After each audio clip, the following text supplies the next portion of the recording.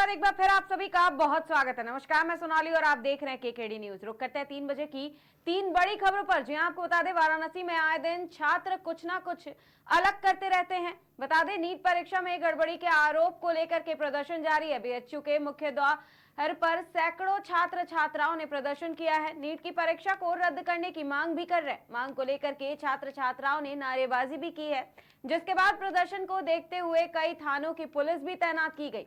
इस मामले पर नया अपडेट भी सामने आया है। बता दें, नीट मुद्दे पर उच्च शिक्षा सचिव के संजय मूर्ति ने बयान दिया है। उन्होंने कहा कि हमारी समिति ने बैठक की और उन्होंने केंद्रों और सीसीटीवी के सभी विवरणों का अवलोकन भी किया है। उन्होंने पाया है कि कुछ केंद्रों पर समय की बर्बादी हुई है और छात्रों को इसके लिए मुआवजा दिया जाना चाहिए। वहीं समिति ने सोचा है कि वे शिकायतों को दूर कर सकते हैं और छात्रों को मुआवजा दे सकते हैं, इसीलिए कुछ छात्रों के अंक भी बढ़ाए गए हैं। इसके कारण कुछ छात्रों की चिंताएं सामने आई हैं, क्योंकि कुछ उम्मीदवारों को 718 और 719 अंक मिले हैं और 6 उम्मीदवार टॉपर बन गए हैं। वहीं हमने सभी चीजों का सावधानी पूर्वक विश्लेषण किया और परिणाम जारी किए हैं। बता दें, 4750 केंद्रों में से यह समस्या 6 केंद्रों तक सीमित थी और 24 लाख छात्रों में से केवल 1600 छात्रों को इस समस्या का सामना करना पड़ा है। पूरे देश में इस परीक्षा की सुनिश्चितता से समझौता नहीं किया जाएगा। उच्च शिक्षा सचिव ने यह भी साफ कहा है कि कोई पेपर लीक नहीं हुआ है। पूरी परीक्षा प्रक्रिया बहुत पारदर्शी रही है। इस मामले में क्या छात्रों की मांग को पूरा किया जाएगा, देखिए इस खास रिपोर्ट में। Met and they perused all the details of the centers of the CCTV, and they found that sometime center-wise there is a different time was lost, and they should be compensated for the marks. And there was a Supreme Court judgment in 2018 in CLAT case कि if there is this type of grievance कि time loss होता है तो there is a formula and that basis compensation can be given. So the committee thought कि this is the way we can address the grievances. So during this grievances their marks have been increased, and due to that some students, the concerns which have come to the media is because of the certain candidates have got marks which are they have come in the topper. 6 candidates have come in the topper, 2 candidates have 718 and 719 marks. So that is how the issue came ki how candidate can get 718 and 719. So it is not because the number of questions other +4 -1, but because of the scale formula the numbers can be 718 and 719 also. So we have analyzed all the things and transparently, and then declared the result. So this problem was happened out of 4,750 centers, it was limited to few 6 centers, and out of 24 lakhs it was only 1,600. So the integrity etc. of this exam throughout the country was not compromised. And one issue which was happened in Savai Madhavpur, that because of wrong Hindi English distribution, we took the action immediately, and because by that time at every center candidates were inside. So the question paper in social media was I think around 4:28, 4:29 p.m. after the start of 2 hours 28 minutes later. So we said that there is no paper leak, and we reconducted the exam at that center with a different question paper, and it went smoothly. And then there were allegations from some other centers that there is a possibility of paper leak. So we all again analyzed our system and denied that report through the press release on 6th of May.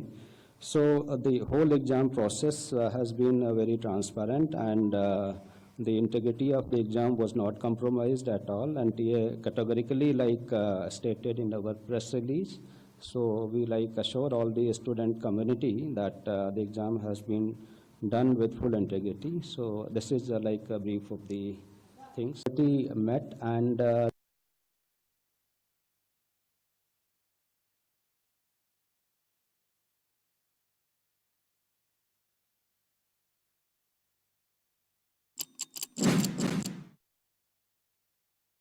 जीतने के बाद, जीत का जश्न मनाने के बाद अब सबको इंतजार केवल एक चीज का है, वो है किसको कौन सा मंत्री पद मिलेगा और कौन उत्तराधिकारी बनेगा। इस क्रम में ओडिशा के नववर्तमान मुख्यमंत्री नवीन पटनायक ने भी बयान दिया है। उन्होंने कहा है कि जब भी मुझसे मेरे उत्तराधिकारी के बारे में पूछा गया है, मैंने स्पष्ट रूप से कहा है कि वह पांडियन नहीं है। नवीन पटनायक ने यह भी कहा कि मैं फिर से दोहराता हूं कि ओडिशा के लोग मेरे उत्तराधिकारी का फैसला करेंगे। उन्होंने ये भी कहा कि पांडियन की कुछ आलोचना हुई है और यह दुर्भाग्यपूर्ण है। उन्होंने इन चुनाव में किसी भी निर्वाचन क्षेत्र से चुनाव भी नहीं लड़ा, लेकिन जब भी मुझसे मेरे उत्तराधिकारी के बारे में पूछा गया है, मैंने स्पष्ट रूप से कहा है कि यह पांडियन नहीं है। मैं फिर से दोहराता हूं कि ओडिशा के लोग मेरे उत्तराधिकारी का फैसला करेंगे। वहीं छत्तीसगढ़ के मुख्यमंत्री विष्णुदेव साय ने भी बयान दिया है। उन्होंने कहा है कि जब 15 साल हमारी सरकार थी तो शिक्षा के सभी संस्था छत्तीसगढ़ में खोले गए। वहीं ये भी कहा कि छत्तीसगढ़ बनने से पहले केवल एक मेडिकल कॉलेज था और अभी जो भी संस्था है वे हमारी 15 साल की सरकार के दौरान बनी। शिक्षा को हम लोग आगे लेकर जाना चाहते हैं। छत्तीसगढ़ के बच्चे अच्छी से अच्छी शिक्षा प्राप्त करें, उसकी चिंता हमारी सरकार करेगी। अब देखना यह है कि वो मंत्री कौन है जो इन पदभारों को संभालेगा। देखिए इस खास रिपोर्ट में। देखिए, छत्तीसगढ़ में हमारी सरकार को बने करीब 5-6 महीना हो गया है और मुख्यमंत्री के नाते यहाँ पहली बार हमारा आना हुआ और ये जो व्यवस्था है यहाँ पर, जो कोचिंग करने के लिए हमारे बच्चे आते हैं छत्तीसगढ़ से, उनको सरकार के तरफ से निःशुल्क रहने की व्यवस्था जब डॉक्टर रमन सिंह जी मुख्यमंत्री थे, छत्तीसगढ़ में भारतीय जनता पार्टी की सरकार थी, तब से है। और अभी मुख्यमंत्री बनने के बाद आज पहली बार यहाँ पर हमारा आना हुआ और हमारे साथ हमारे छत्तीसगढ़ सरकार के ट्राइबल मिनिस्टर, जिनके पास कृषि भी है, वो भी आए। हमारे स्वास्थ्य मंत्री श्री श्याम बिहारी जायसवाल जी भी आए। हमारे लुंड्रा के विधायक श्री प्रबोध मिंज वो भी आए और जो यहाँ पर बच्चे रहते हैं उनके साथ हम लोग की बातचीत हुई। हम लोग उनसे पूछे कि किस गांव से हैं, क्या नाम है और किसकी वो तैयारी कर रहे हैं, और एक एक से बात हुई है। सबने बताया है अपना नाम, गांव और वो क्या कर रहे हैं। तो बड़ा अच्छा लगा उनसे और मुझे बताते हुए हर्ष हो रहा है कि यहाँ पर 50 बच्चों की व्यवस्था थी, जिसको हमारी सरकार बढ़ा के अब 200 कर रही है। छत्तीसगढ़ के 200 हमारे बेटा बेटी बच्चे यहाँ पर कोचिंग के लिए आएंगे, उनको सरकार व्यवस्था देगी। तो ये हम लोग 150 सीट यहाँ पर बढ़ा रहे हैं। वो तो देखिए, एक तरह से जब 15 साल हम लोग की सरकार थी डॉक्टर रमन सिंह के नेतृत्व में, तो शिक्षण के जितनी भी संस्थाएं हैं सब छत्तीसगढ़ में हो गया। छत्तीसगढ़ बनने के पहले सिर्फ एक मेडिकल कॉलेज था और जितना जो वहां पर IIT, IIM और जो भी शिक्षण की संस्थाएं हैं सब हम लोग की जब 15 साल की सरकार थी तब रायपुर में वो सब हुआ है। और शिक्षा को हम लोग आगे ले जाना चाहते हैं, कहे कि बिना शिक्षा के विकास संभव नहीं है। इसलिए हमारे छत्तीसगढ़ के बच्चे अच्छे से अच्छे शिक्षा प्राप्त करें, उसकी चिंता हमारी सरकार करेगी। I would like to repeat again my deep gratitude to the people of my state, of Odisha, for blessing me time and time again, showering me with their blessings, in permitting me to serve them. Also, I think that we have always tried to do an excellent job and we have much to be proud of in our government and our party. That is in the people's hands. In a democracy, you either win or you lose. So, having been defeated after a long time, we must always take the verdict of the people gracefully. I've always said that the 4.5 crore people of Odisha are my family, and I will continue to serve them in whichever way I can. It has also come to my notice there's been some criticism of Mr. Pandyan.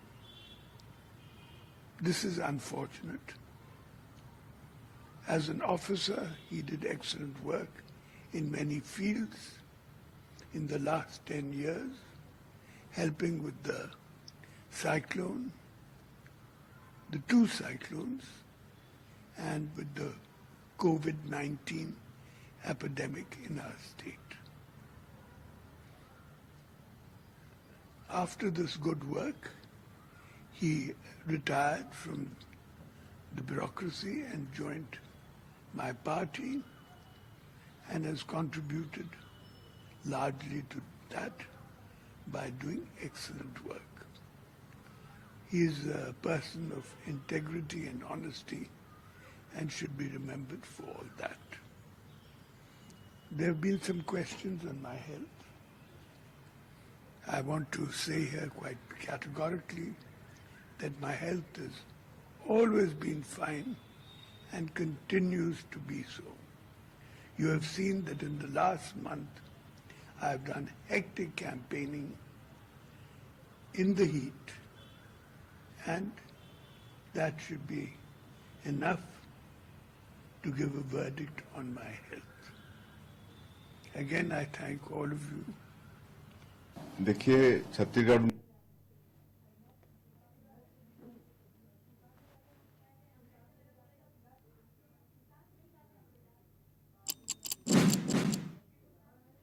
दिन पर दिन अपराध की संख्या बढ़ते जा रही है, जिस पर लगाम कब लगेगी, अब ये सवाल उठ रहा है। बता दें, खबर फर्रुखाबाद से है, जहां संदिग्ध परिस्थितियों में पिता और बेटे की मौत हो गई है। परिवार में कोहराम मचा हुआ है। घर के पास खेत में पिता और बेटे का शव मिला है। मृतक रामनिवास और उसके बेटे के बीच आए दिन झगड़ा होता था और बेटा पुत्र शराब पीने का आदी भी थे। सूचना पर एसपी विकास कुमार और एएसपी डॉक्टर संजय सिंह भारी पुलिस फोर्स के साथ मौके पर पहुंच करके जांच पड़ताल भी की है। वहीं शव पर चोट के निशान मिले हैं, जिसमें धारदार या किसी नुकीली वस्तु से वार करने और गला दबाने के भी निशान मिले हैं, जबकि मृतक पिता के शरीर पर किसी भी तरह का कोई निशान नहीं मिला है। आशंका जताई जा रही है कि पिता ने बेटे की हत्या कर दी और पिता की सदमे से भी मौत हो गई है। परिजनों ने बताया है कि दोनों के बीच नहीं बनती थी और बेटा शराब पीने का आदी था, जो माँ बाप के साथ झगड़ा भी करता था। कुछ दिन पहले बेटे ने पिता से रुपए मांगे थे, जिस पर पिता ने रुपए देने से मना कर दिया तो उससे ट्रैक्टर में आग लगाती थी। दोनों शवों का पोस्टमार्टम होने के बाद सारी स्थिति पर पता चलेगा आखिर दोनों की कैसे मौत हुई है। वहीं आपको बता दें कि शमशादाबाद थाना क्षेत्र के ग्राम सहरैया का ये पूरा मामला भी बताया जा रहा है। अब पूरा मामला क्या है, इस पर और अधिक जानकारी लेंगे हम अपने संवाददाता से, लेकिन उससे पहले देखिए ये छोटी सी बाइट। थाना शमशाबाद क्षेत्र के बिल्कुल आपको बता दें, 2 डेड बॉडी मिली है। एक पिता रामनिवास की, जो कि खेत में थी और गांव वालों परिवारजनों के द्वारा एक गांव के पास, घर के पास लाकर रखी गई थी। पुलिस को घर के पास ये बरामद हुई है। और दूसरी डेड बॉडी उनके पुत्र की थी, जो कि छत पे मिली है। पुत्र के शरीर पे चोट के निशान हैं और ऐसा प्रतीत होता है, जो गले पे निशान है और जो चोट के निशान है उससे देख के ऐसा प्रतीत होता है किसी धारदार या नुकीले चीज से उन पे वार किया गया है और साथ में गला भी दबाया गया है, ऐसा प्रतीत होता है। एक्चुअल मृत्यु का कारण पोस्टमार्टम के बाद ही पता चलेगा। और जो पिता हैं रामनिवास, उनके शरीर पे कोई भी चोट, जाहिराना चोट अभी तक पुलिस को दिखे नहीं है, लेकिन उनका ही पोस्टमार्टम कराया जा रहा है। मृत्यु का असल कारण उसके बाद ही पता चलेगा। जो यहाँ प्रथम दृष्टया पूछताछ की गई है, परिवारजनों ने बताया है कि पिता पुत्र में नहीं बनती थी। पुत्र जो शराब पीने का आदी था और पिता और माता दोनों से निरंतर झगड़ा किया करता था। और कुछ दिन पहले उसने अपने ट्रैक्टर में भी आग लगाई थी। वो पैसे मांग रहे थे, पिता ने पैसे दिए नहीं थे, तो शायद इसी वक्त उन्होंने ट्रैक्टर में आग लगाई थी। और जो अभी तक गाँव वालों ने बताया है प्रथम दृष्टया, उसके मुताबिक ऐसा प्रतीत होता है, उन्होंने कहा है कि ऐसा संभव है कि पिता ने पुत्र की हत्या की और सदमे में शौच में जाने वक्त मृत्यु हो गई। लड़ाई झगड़ा हो गई थी आपस में। किससे हो गई थी? भाई पिता की दोनों। कब हुआ था? पता नहीं क्या होगा। कल दिन में हुई थी लड़ाई, रात को खाना खा के सब किस बात को लेके हुआ उतना विवाद? रात में तो अच्छे से लेटे तो लड़ाई झगड़ा तो ऐसे ही करता ही रहता है। हाँ, पैसे शराब ना पीता था क्या? दारू बहुत पीता था, पूरे पूरे दिन दारू पी के हम लोगों को मारता पीटता भी था। अच्छा। हाँ, पिताजी बहुत ही परेशान हो गए, जैसे हम सभी लोग परेशान हो गए। फिर ये क्या हुआ? कैसे गोली लगी? फिर पता नहीं कैसे, हमने जाने में, हम लोग तो अंदर घर में लेटते हैं, पापा इधर लेटते हैं, भाई ऊपर लेटता था। और सुबह जब हम लोग उठ के आए तब देखा तो पता सुबह चला। किस टाइम जानकारी मिली आपको? सुबह ऐसा ही कुछ था तो ये लोग कहाँ पड़े थे? दोनों लोग एक साथ पड़े थे क्या? नहीं, पिताजी उधर खेत में थे और भाई इधर सबके साथ। थाना शमशाबाद क्षेत्र के गांव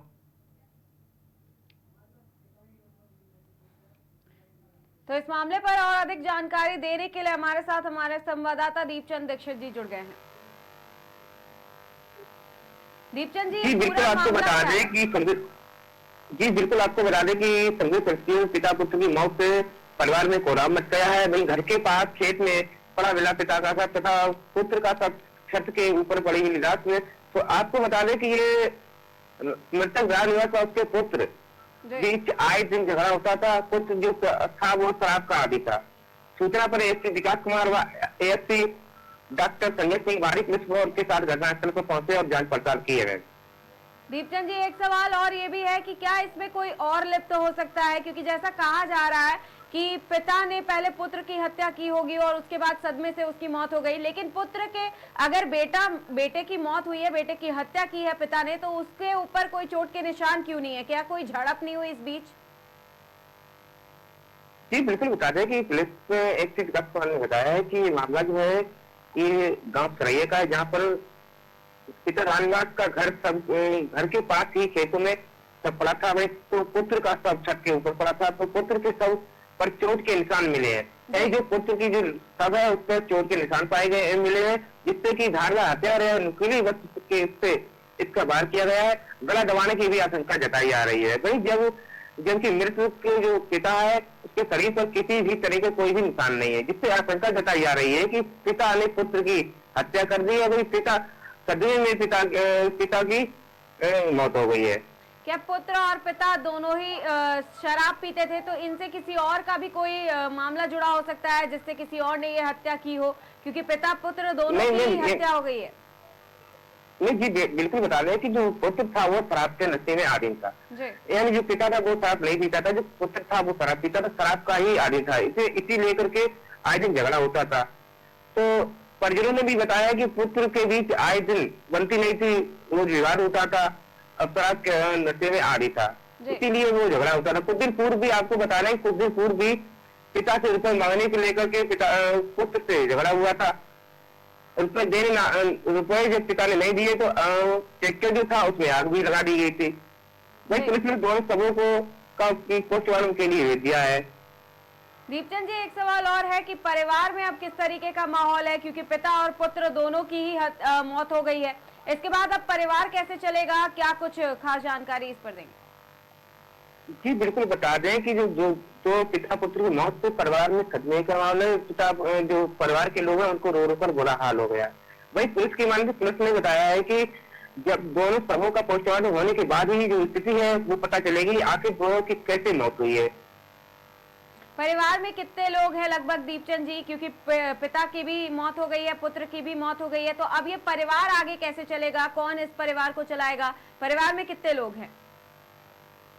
जी बिल्कुल बता दें कि परिवार में एक लड़की है और भी 2 भाई है बताया जा रहा है। लेकिन अब परिवार की आगे बात की जाए तो अब देखिए सरकार की तरफ से क्या आर्थिक सहायता मिलती है कि 2 लोगों की मौत होना एक बड़ी बात है। जी दीपचंद जी, एक सवाल और की कार्रवाई कहां तक पहुंची है? क्या कुछ इस मामले पर और कार्रवाई की जा रही है? जी बिल्कुल बता दें कि पुलिस अधीक्षक विकास कुमार ने बताया है कि दोनों शवों का पोस्टमार्टम होने के बाद ही स्थिति का पता चलेगा कि आखिरकार ये मौत कैसे हुई है। एक साथ पिता पुत्र की मौत होने से परिजनों में भी काफी रो रो कर बुरा हाल हो गया है। दीपचंद जी, कब तक रिपोर्ट आने की आशंका जताई जा रही है कि पोस्टमार्टम रिपोर्ट कब तक आ जाएगी? जी मैम, पुलिस ने बताया कि देखा जाता है कि जब से जो रिपोर्ट है वो भी जल्दी आ जाएगी। उसके बाद ही पता लगता है कि आखिरकार ये मौत कैसे हुई है। उसके बाद जांच पड़ताल की जाएगी आखिरकार इसका कौन क्या है क्या नहीं है। ठीक है दीपचंद जी, ये तमाम जानकारी साझा करने के लिए आपका बहुत बहुत धन्यवाद। हमसे जुड़ने के लिए भी आपका बहुत बहुत धन्यवाद। आपको बता दें ये खबर आपने फर्रुखाबाद से देखी, तमाम जानकारी भी देखी जहां पिता पुत्र की मौत हो गई है। आपको बता दें पुलिस इस मामले में आगे की जांच पड़ताल कर रही है। सूचना पर एसपी विकास कुमार और एएसपी डॉक्टर संजय सिंह भी भारी पुलिस फोर्स के साथ पहुंचे हैं, जहां शव पर चोट के निशान भी मिले हैं, जिसमें धारदार या किसी नुकीली वस्तु से वार करने और गला दबाने के निशान भी मिले हैं। मृतक पिता के शरीर पर किसी तरह के कोई निशान नहीं मिले हैं। अब आशंका जताई जा रही है कि पिता ने पहले बेटे की हत्या की होगी और उसके बाद पिता की सदमे से मौत हो गई है। वहीं परिजनों ने कहा है कि दोनों के बीच नहीं बनती थी और बेटा शराब पीने का भी आदी था। तो अब पुलिस इस मामले की आगे की जांच पड़ताल में जुटी हुई है। वहीं अब शव के पोस्टमार्टम रिपोर्ट का इंतजार है कि आखिर यह हत्या कैसे हुई है। फिलहाल के लिए बस इतना ही। देखते रहिए केकेडी न्यूज।